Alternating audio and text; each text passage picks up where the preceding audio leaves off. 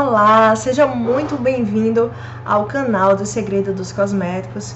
Meu nome é Larisa, sou farmacêutica e vou estar com vocês aqui desvendando vários mistérios e segredos da área dos cosméticos. E hoje a gente vai conversar sobre cosméticos veganos, que é um assunto que vem sendo muito discutido nos últimos anos nessa área. E eu vou tirar todas as dúvidas de vocês, pelo menos as principais, em relação as principais questionamentos e diferenças entre os cosméticos veganos, naturais, orgânicos. Então não deixa de se inscrever no canal se você ainda não está inscrito e de dar um joinha, né, para esse vídeo, para que mais pessoas possam receber esse conteúdo. Então vamos lá.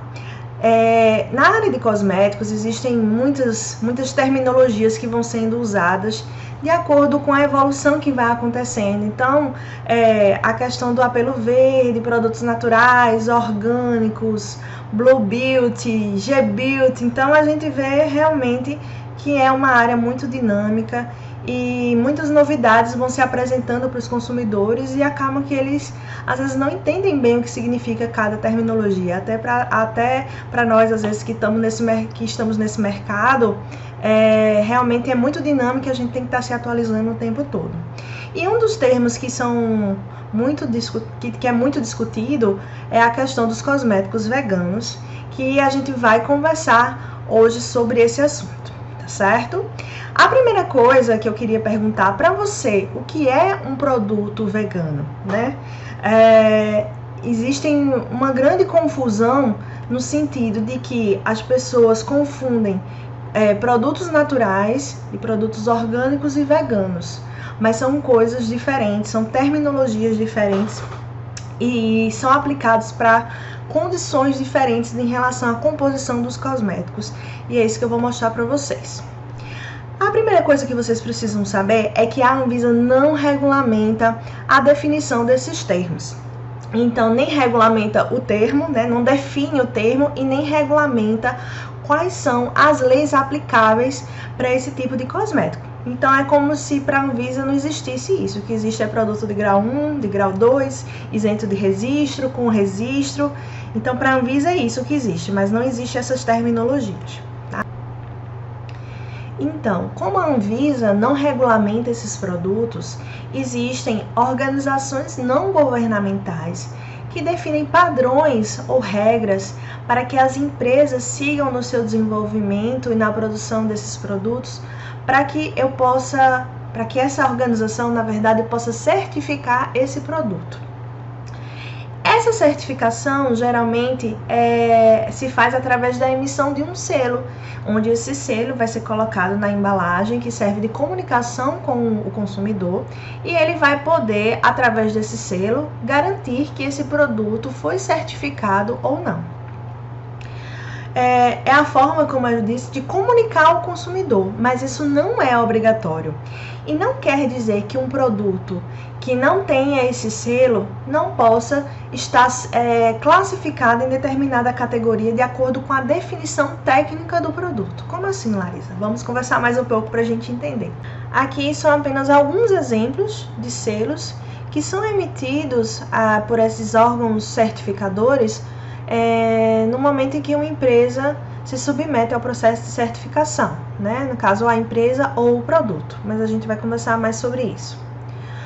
Uma coisa que é importante é a questão da definição do posicionamento da empresa. Como assim?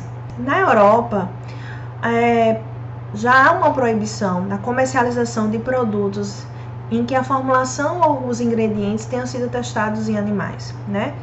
E nos Estados Unidos, também os testes em animais foram proibidos desde 2003. No Brasil, infelizmente, ainda não conta com uma lei federal que proíbe a realização de testes em animais. Mas já existem algumas leis estaduais que estão vigorando, né, em alguns estados do país, em que há essa proibição da realização de testes de animais. Mas na prática, realmente, o que eu vejo, pelo menos das muitas matérias-primas que eu tenho contato, que eu tenho acesso às literaturas, aos estudos clínicos e de segurança, não é uma realidade na área do cosmético a gente está utilizando produtos que tenham sido testados em animais. a realidade realmente que a gente conta mais com estudos in vitro e in vivo realizado em humanos, né? Pelo menos na área de cosmético, é assim que eu observo na prática, né? Eu trabalhando nessa área, que é assim que acontece. Até porque muitas das matérias-primas que nós utilizamos hoje no Brasil são importadas, né? De países da Europa e, claro, vem da China também, mas a maioria dos estudos se iniciam em grandes empresas na Europa, tá? E em relação aos testes clínicos em produtos, até o momento eu nunca tive a necessidade de fazer nenhum estudo, seja ele dermatologicamente testado, hipoalergênico, oftalmologicamente testado, todos são realizados com protocolos clínicos em humanos. O que nos dá uma tranquilidade de que realmente não há necessidade da utilização de animais para esses testes, né? Já existem ferramentas e protocolos disponíveis para que seja feita de forma alternativa ao uso dos animais. Então, baseado no que eu falei para vocês, a gente pode definir o que seria realmente um produto vegano, que é aí onde está a maior dúvida das pessoas. São produtos que não são testados em animais e que na composição não contém matérias-primas de origem animal. Então, como eu falei para vocês, essa questão de não ser testado em animais é tranquilo, tá? Agora, não conter matérias-primas de origem animal também é fácil, mas ainda existem algumas matérias-primas que podem ser consideradas não veganas no mercado, tá? Como, por exemplo, cera de abelha. Cera de abelha, ela não é do animal propriamente dito, mas é um produto, né, de um animal, então é considerado não vegano. Então, a cera de abelha é muito utilizada, por exemplo, em batons, né? Apesar de hoje já existir várias alternativas, que faz com que isso possa ser substituído de uma forma muito fácil, como, por exemplo, com o uso da cera de candelila, de cardaúba, da cera sintética. Então, hoje em dia existem várias alternativas e é muito fácil dessas poucas matérias-primas que ainda existem de matéria de origem natural sejam totalmente substituídas. Então, existe uma segunda vertente, né, que é mais rígida, vamos dizer assim, que nem os produtos podem ser testados em animais e não pode conter matérias-primas de origem animal e que nem as matérias-primas tenham sido testadas em animais. Então, realmente, a gente está falando de quê? Está falando de matérias-primas que tenham sido testadas após o período, né, em que houve uma lei que regulamentou que não podiam ser mais utilizados testes em animais. Isso tanto para matéria-prima quanto para produtos, certo? Definido, então, o que seria cosméticos veganos, a gente conclui que não são utilizadas matérias-primas de origem animal em produtos veganos, mas isso não significa que não contenham matérias-primas de origem sintética, que esse é um dos grandes pontos em relação à definição de cosméticos veganos na cabeça das pessoas. As pessoas relacionam que produtos veganos também são produtos naturais. Eles acham que não tem matéria-prima de origem sintética.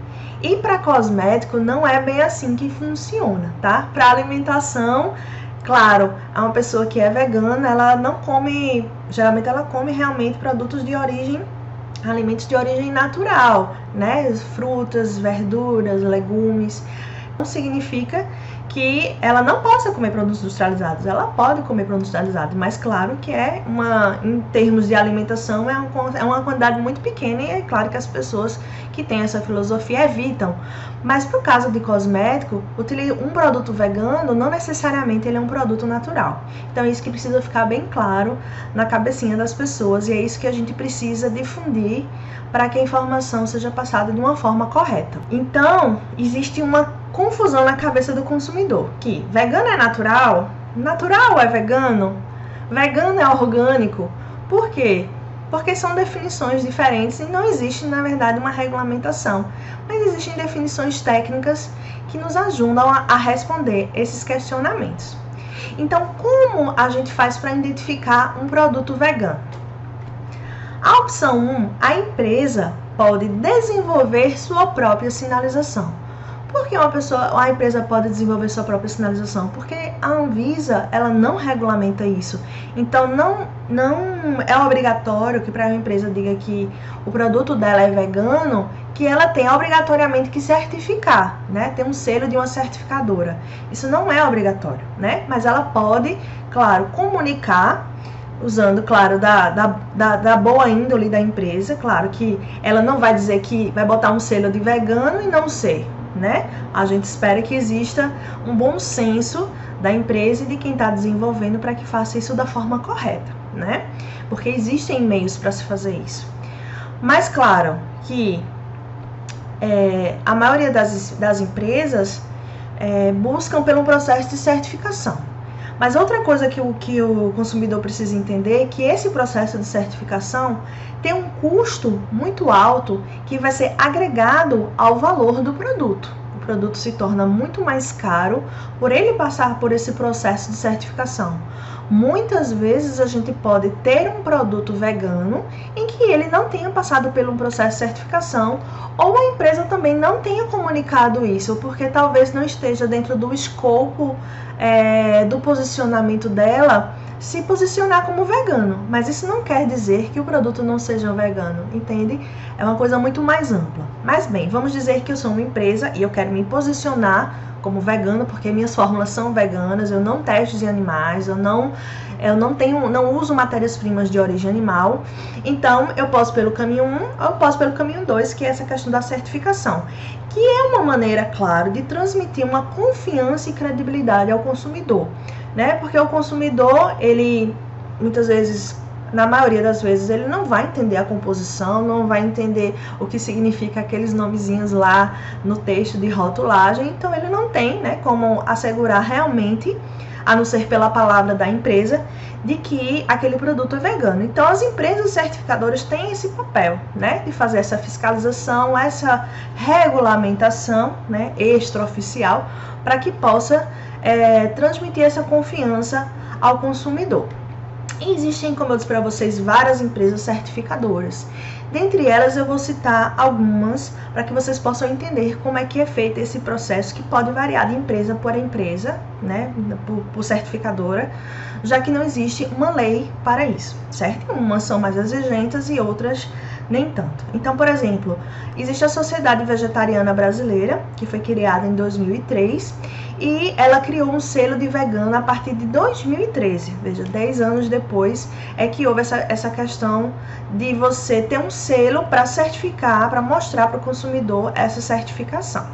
A SVB, ela certifica alimentos, cosméticos, itens de higiene. E como é que ela define que para ela um produto é vegano, né? O produto tem que ser isento de ingredientes de origem animal, e a empresa que produz e o fabricante das matérias-primas não realizam testes em animais. Então, ela serve a questão de testes em animais tanto para o produto acabado como para as matérias-primas.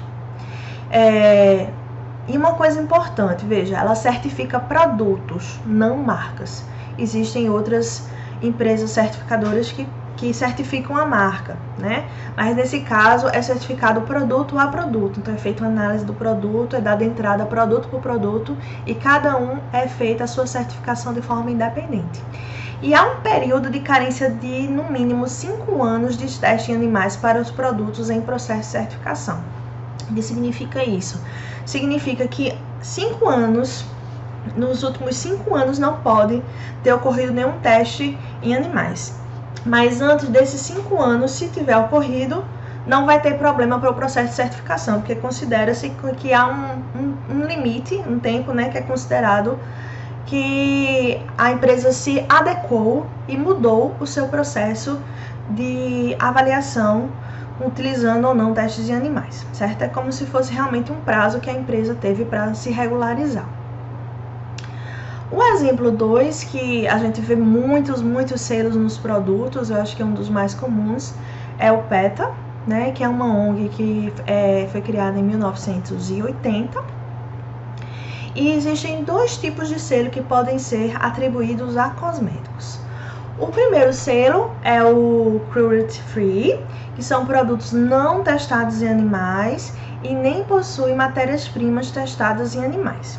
Quando a gente vê esse termo, vocês veem que está relacionado à ausência de crueldade do uso de animais para testes de cosméticos, isso tanto para o produto como para a matéria-prima. Para esse tipo de certificação, a marca precisa afirmar que não realiza em nenhuma parte do mundo testes em animais nos seus produtos finalizados ou ingredientes e que nem irá realizar no futuro.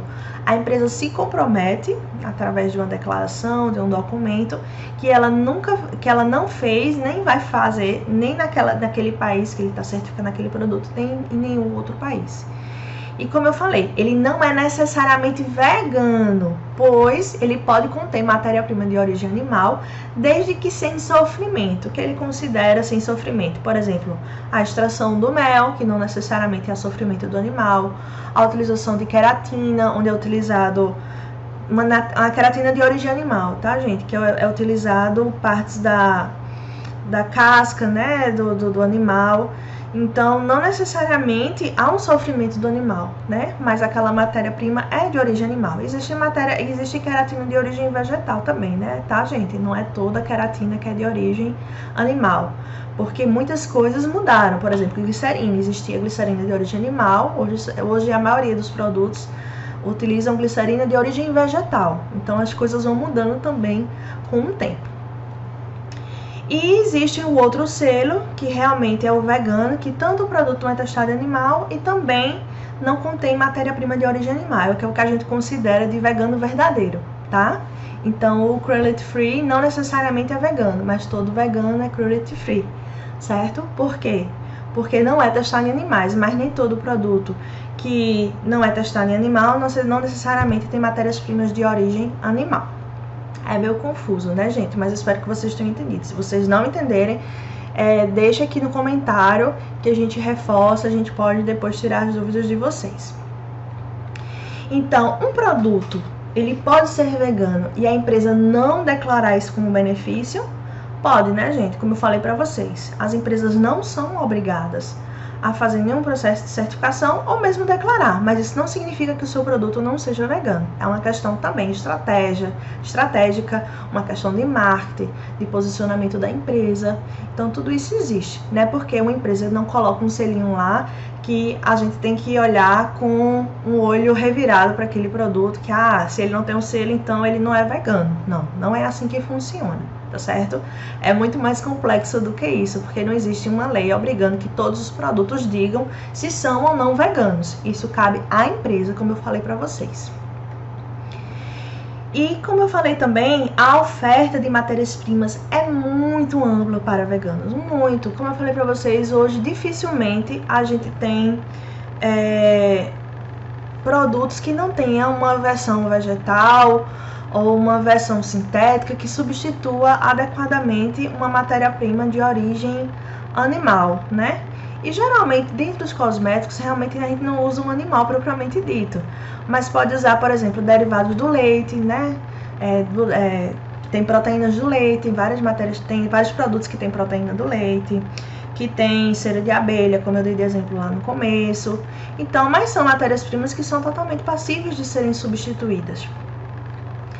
Já, concluindo em relação a isso, é possível desenvolver, sim, produtos veganos a custos equivalentes aos produtos tradicionais não veganos e com a mesma eficácia. Porque quando a gente usa matérias-primas que sejam veganas, né, vamos dizer assim, não se perde em performance. Quer dizer, quando você substitui uma glicerina animal por uma glicerina de origem vegetal, não há uma mudança de performance daquela matéria-prima, não influencia na qualidade e nas características sensoriais de eficácia do produto. Por outro lado, quando a gente vai utilizar matérias-primas naturais e orgânicas, há uma questão muito difícil para quem desenvolve, que é a questão da performance, a questão da estabilidade, do custo. São pontos muito críticos, porque realmente você trabalhar só com matérias-primas naturais e orgânicas é muito difícil você conseguir o mesmo sensorial, a mesma estabilidade. São pontos muito mais críticos para o desenvolvedor, e também isso tem um impacto, com certeza, no valor final do produto. Então, o quanto o consumidor está disposto a pagar por esse produto natural e orgânico, né? Então, a gente conversou aqui sobre esse assunto. Se vocês quiserem saber mais, temos vários posts lá no Instagram, no @cosméticosegredo, em que você pode dar uma olhadinha mais para complementar o que a gente conversou aqui, e a gente com certeza vai trazer outros vídeos para falar mais sobre esse assunto que é tão importante. Então, muito obrigada por você estar aqui, e não deixa de seguir também o @cosméticosegredo. Valeu, até mais!